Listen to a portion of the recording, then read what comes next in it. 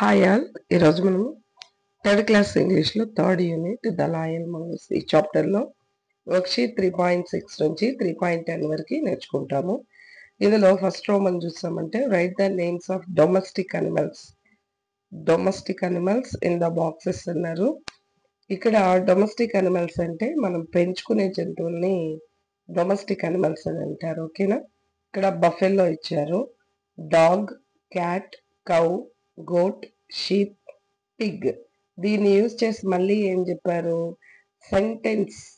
Sentences ని form చేయండి అని చెప్పారు. ఒకటి ఆల్రెడీ వాళ్ళే ఇచ్చారు, the buffalo is a domestic animal అని ఇచ్చారు. ఇప్పుడు మనం ఇక్కడ ఉండే వాటిని అన్నిటినీ యూజ్ చేసి మనం సెంటెన్స్ ఎలా ఫామ్ చేయాలి అంటే ఇక్కడ చూడండి, the dog is a domestic animal, the cat is a domestic animal, the cow is a domestic animal, the goat is a domestic animal. ఈ విధంగా ఇక్కడ ఉండే వాటి అన్నిటితో కూడా రాయొచ్చు. మనకి ఇక్కడ ఖాళీ ఉండేది 3 లైన్స్ కాబట్టి 3నే రాస్తాను. ఓకే, జాగ్రత్తగా చూసి రాసుకోండి. నెక్స్ట్ రోమన్ 2 చూస్తామంటే కలర్ ద నౌన్స్ అంటే పేర్లు కదా, mention in the story in the grid అన్నారు. మనకి స్టోరీలో ద లాయల్ మంగూస్ ఆ స్టోరీలో వచ్చిన నౌన్స్ ఇవి అనమాట. ఏవేవి? Farmer, wife, cradle, mongoose, snake, baby, teeth, mouth. Okay, వీటి మీనింగ్స్ మీకు ఐడియా ఉంది కదా. ఫార్మర్ రైతు, వైఫ్ భార్య, క్రాడిల్ అంటే ఊయల, మంగూస్ స్నేక్ పాము, బేబీ చిన్న బిడ్డ ఉంది కదా, టీత్ పన్ను, మౌత్ నోరు. ఇవన్నీ కూడా ఏంటి అంటే నౌన్స్, అంటే నేమింగ్ వర్డ్స్ అనమాట. వీటిని గ్రిడ్స్ లో మనం ఐడెంటిఫై చేసి వీటికి కలర్ ఇవ్వాల్సి ఉంటుంది. ఓకే, ఇక్కడ చూడండి ఫార్మర్ ఉంది కదా, ఈ ఫార్మర్ ఎక్కడుంది మనకి ఈ బాక్స్ లో అంటే ఇక్కడ ఉంది చూడండి, FARMER ఫార్మర్. ఓకే, తర్వాత నెక్స్ట్ ఇక్కడ వచ్చి వైఫ్ ఉంది, ఇక్కడ క్రాడిల్ ఉంది కదా, ఇక్కడ క్రాడిల్. మంగూస్ ఇక్కడ లాస్ట్ లో ఉంది చూసారా, ఇక్కడ వరకు మంగూస్. స్నేక్ ఈ లాస్ట్ లో ఉంది, బేబీ ఇక్కడ ఉంది, టీత్ వాళ్ళే ఇచ్చారు, మౌత్ ఇక్కడ ఉంది. వీటికి మీరు క్రేయాన్ తో కలరింగ్ ఇవ్వాల్సి ఉంటుంది. ఓకే, నెక్స్ట్ వర్క్షీట్ 3.7 చూస్తామంటే గ్రామర్ పాయింట్ ఏమొస్తుంది, fill in the blanks with suitable words, use the clues given below అన్నారు. ఇక్కడ కొన్ని హింట్స్ ఇచ్చారన్నమాట, క్లూస్.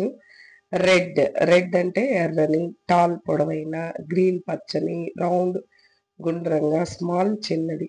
వీటిని యూజ్ చేసి మనం కింద దీనికి కరెక్ట్ గా మ్యాచ్ అయ్యే వర్డ్స్ ని రాయాల్సి ఉంటుంది. ఓకేనా?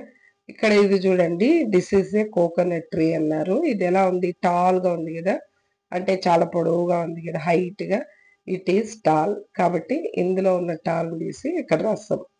ఓకే, నెక్స్ట్ ఇదేమిది, యాంట్ కదా, దిస్ ఈజ్ అన్ యాంట్. ఇది ఎలా ఉంది, ఇట్ ఈస్ స్మాల్. ఈ స్మాల్ తెచ్చి ఇక్కడ రాస్తాం అనమాట. Okay, next this is a ball. ఈ బాల్ ఎలా ఉంది, it is round. This is the tomato. ఇది టమాటో కదా, ఇది ఎలా ఉంది, ఇట్ ఈస్ రెడ్. ఓకే, తర్వాత ఇదేంటి, this is mango, it is green. ఇది గ్రీన్ కలర్ లో ఉంది, ఇది రెడ్ కలర్ లో ఉంది. ఈ విధంగా రాసుకోండి. ఇది వచ్చి వర్క్షీట్ 3.7 కదా. ఇందులోనే ఇంకొక యాక్టివిటీ ఏంటి అంటే, ఇది ఎలిఫెంట్ కదా, మనందరికీ తెలుసు. ఎలిఫెంట్ కి ట్రంక్ అనేది ఇది తొండము లాంగ్ గా ఉంటుంది, ఐస్ చాలా చిన్నగా స్మాల్ సైజ్ లో ఉంటుంది. ఇక్కడ చెవులు ఉన్నాయి చూసారా, ఇది చాలా బ్రాడ్ గా ఉంటుంది, అంటే వెడల్పుగా ఉంటుంది. దీని బాడీ ఎలా ఉంటుంది అంటే చాలా లార్జ్ గా ఉంటుంది అనమాట, పెద్దగా. ఓకే, దీనికి సంబంధించిన సెంటెన్సే ఇది. ఓకేనా? ఫస్ట్ వన్ చూస్తామంటే the elephant is a dash animal అన్నారు. ఎలిఫెంట్ చాలా పెద్దగా ఉంది కదా, స్మాల్, లిటిల్, బిగ్ అన్నారు కాబట్టి బిగ్ అనిమల్. ఓకే, సి రాస్తాం ఇక్కడ. The elephant has a dash trunk. ఈ ట్రంక్, ఈ తొండం అనేది ఎలా ఉంది, షార్ట్, లాంగ్, లిటిల్ అన్నారు. లాంగ్ గా ఉంది కదా, సో ఇక్కడ వచ్చి బి రాసాం. Okay, next the elephant has dash years, చెవులు ఎలా ఉన్నాయని చెప్పినప్పుడే నేను బ్రాడ్, స్మాల్ లిటిల్ అన్నారు, బ్రాడ్ చాలా పెద్దగా ఉంటుంది ఇయర్ రాసాం. ఇట్ హ్యాస్ డాష్ బాడీ, దాని బాడీ ఎలా ఉంటుంది, వీక్, థిన్, లార్జ్ అన్నారు. లార్జ్, లార్జ్ అంటే చాలా పెద్దగా ఉంటుంది అని. ఇట్ హ్యాస్ డాష్ ఐస్, దాని ఐస్ చాలా స్మాల్, చిన్నగా ఉంటుంది అనమాట. ఓకే, ఇప్పుడు మళ్ళీ ఇక్కడ ఏం చెప్పారు, now right 4 sentences about the elephant అన్నారు. 1 is done for you. The elephant has a long trunk అని. ఇక్కడ ఉంది చూసారా, ఇంతసేపు మనం ఇక్కడ ఫిల్ చేస్తాం చూడండి, అదే రాసేస్తే చాలు. The elephant is a big animal, the elephant has a long trunk, the elephant has broad ears, it has large body. దీన్ని చూసి అలానే కింద రాసిస్తాం, ఇట్ హ్యాస్ స్మాల్ ఐస్ అని. ఓకే, ఇక్కడ చూడండి ఇలా రాశాను కదా, దీన్ని చూసి నీట్గా రాసేసుకోండి. ఎలిఫెంట్ గురించి రాయమన్నారు, పైన ఉన్న సెంటెన్స్ అనే చూసి రాసేయచ్చు మనం. Okay, the elephant is a big animal, it has broad ears, large body, small eyes అని. ఓకే, నెక్స్ట్ వర్క్షీట్ 3.8 రైటింగ్ ఏంటి యాక్టివిటీ చూద్దాం. ఇక్కడ ఏమి, ఈ టేబుల్ని యూజ్ చేసి మీరు సెంటెన్స్ని ఫామ్ చేయండి అన్నారు. Could you give me your pencil అంటే మీ పెన్సిల్ నాకు ఇవ్వగలరా. Could you give me your book, me book నాకు ఇవ్వగలరా. Could you give me water, నాకు నీళ్ళు ఇస్తారా అని అడగడం అనమాట ఇది. దీన్ని ఇలానే మ్యాచ్ చేసి మనము కింద చూసి రాసేస్తాం. Okay, could you give me your book, could you give me your water, could you give me your pen, could you give me your slate అని. ఓకే, దీన్ని చూసి రాసేసుకోండి.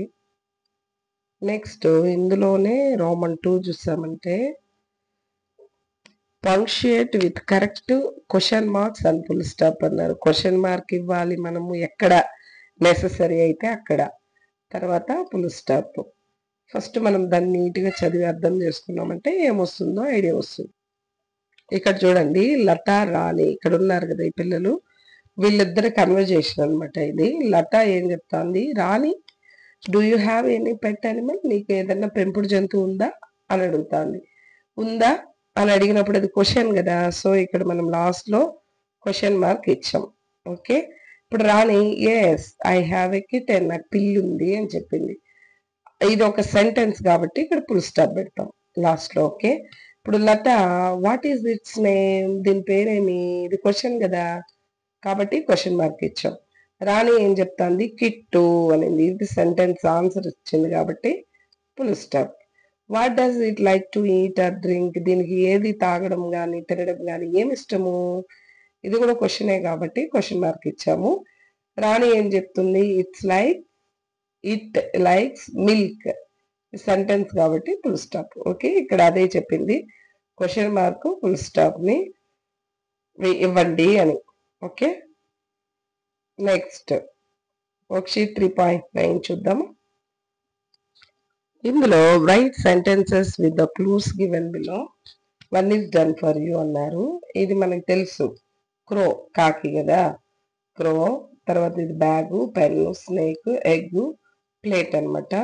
ఇక్కడ క్లూ ఈ బాక్స్ లో ఇచ్చారు, black, round, green, long, blue, white అని. ఇప్పుడు మనం ఇక్కడ ఉండేవి చూస్తామంటే బ్లాక్ కలర్ లో క్రో ఉంది, రౌండ్ గా ఏది ఉంది, ఈ ప్లేట్ ఉంది, గ్రీన్ కలర్ లో బ్యాగ్ ఉంది కదా, తర్వాత లాంగ్ స్నేక్ చెప్పొచ్చా, blue pen, okay, white egg. దీన్ని బేస్ చేసుకొని మనం కింద మీకు మ్యాచ్ ఎందుకు చేస్తానంటే దీన్ని మీకు ఐడియా కోసం. ఓకేనా, దీన్ని బేస్ చేసుకొని మనం ఇక్కడ ఫిల్ చేయాల్సి ఉంటుంది. ఒకసారి చూద్దాం. This is a crow, it is black అన్నారు దీన్ని. Okay, next this is a pen, it is, ఈ పెన్ను బ్లూ కలర్ లో కదా ఉంది కాబట్టి it is blue.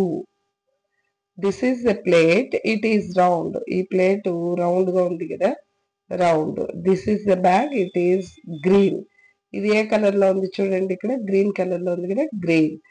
This is an egg, it is white. Egg A colour లో ఉంది, white colour లో ఉంది.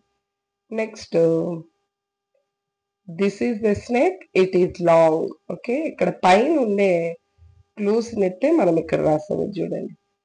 Okay, next roman 2, your teacher will dictate some words, right dum below అన్నారు. ఇక్కడ మీ క్లాస్ ఇంగ్లీష్ టీచరు డిక్టేషన్ పెట్టిన వర్డ్స్ ని ఇక్కడ మీరు రాయాల్సి ఉంటుంది. నెక్స్ట్ వర్క్షీట్ 3.10 చూద్దామా. ఇక్కడేమి రీడ్ ద ప్యాసేజ్ చదివి క్రింది ప్రశ్నలకు జవాబులు రాయండి అని చెప్పారు. ఇక్కడ ఉన్న పారాగ్రాఫ్ ని చదివామంటే, Kiran has a pet animal. Kiran కి ఒక పెట్ అనిమల్ ఉందంట, పెంపుడు జంతువు ఉంది. Its name is Tommy. దాని పేరేమి, Tommy. He likes to play with it. దాంతో ఆడుకోవడం, ప్లే చేయడం అంటే ఇష్టమంట. సమ్ టైమ్స్ కొన్నిసార్లు Tommy goes to school along with Kiran. Kiran తో పాటు కొన్నిసార్లు స్కూల్ కూడా వెళ్తుందంట. ఏది, Tommy. Next Tommy likes biscuits very much. Okay, ఏమి ఇష్టము టామీ కంటే, బిస్కెట్స్ ఇష్టం. ఇప్పుడు కింద కొన్ని క్వశ్చన్స్ ఉన్నాయి, వాటికి ఆన్సర్స్ ఇస్తాం. Who has a pet animal, ఎవరికి పెట్ అనిమల్ ఉంది, Kiran. Kiran has a pet animal కదా, కాబట్టి ఇక్కడ చరణ్, వరుణ్, కిరణ్ ఉన్నారు. కిరణ్ కాబట్టి సి రాస్తాం. వాట్ ఈస్ ఇట్స్ నేమ్, దీని పేరేమి, టామీ. కాబట్టి టామీ. జాకీ స్వీట్ అన్నారు, టామీ ఏ ఇచ్చాం. Where does Tommy go with Kiran. Kiran తో పాటు ఎక్కడికి వెళ్తుందంట, స్కూల్ కూడా వెళ్తుంది. సో కింద ఇచ్చిన ఆప్షన్స్ లో టెంపుల్, స్కూలు, గార్డెన్ ఇచ్చారు కదా, కాబట్టి మనము టెంపుల్, స్కూల్ కదమ్మా వెళ్తుంది ఇది టామీ అబ్బాయితో, కిరణ్ తో పాటు, కాబట్టి మనం స్కూల్ బి ఇచ్చాము. What does Tommy like to eat. టామీకి ఏమి ఇష్టము, బిస్కెట్స్ ఇష్టం కదా, కాబట్టి బి రాసినాము. Next what does Kiran like. Kiran కి ఏమి ఇష్టము, to play with Tommy, to play with Jimmy, to play with Jackie అన్నారు. టామీతో ఆడుకోవడం ఇష్టం, కాబట్టి ఇక్కడ ఏ రాసాం. CABBA. ఓకే, దీన్ని చూసి రాసుకోండి. Next roman 2, your teacher will dictate some words, right dum below. Me teacher చెప్పిన, ఇంగ్లీష్ టీచర్ చెప్పిన వర్డ్స్ ని ఇక్కడ డిక్టేషన్ గా రాయండి. నెక్స్ట్ ఇది ద లాయల్ మంగూస్ లెసన్ లో ఉన్న క్వశ్చన్స్ అనమాట. Question and answers. Read the lesson and answer అన్నారు. లెసన్ ని చదివి వీటికి ఆన్సర్స్ ఇవ్వండి అని. ఫస్ట్ క్వశ్చన్ చూస్తే, వాట్ వాజ్ ద ఫార్మర్స్ పెట్ అన్నారు. మనకు ఆ లెసన్ లో ఫార్మర్ వాళ్ళ పెట్ ఏంటి, మంగూస్ కదా. So the farmer's pet was a mongoose. Which animal enter the farmer's house. Farmer వాళ్ళ హౌస్ లోకి ఏది ఎంటర్ అయింది, snake. Okay, a snake enter the farmer's house.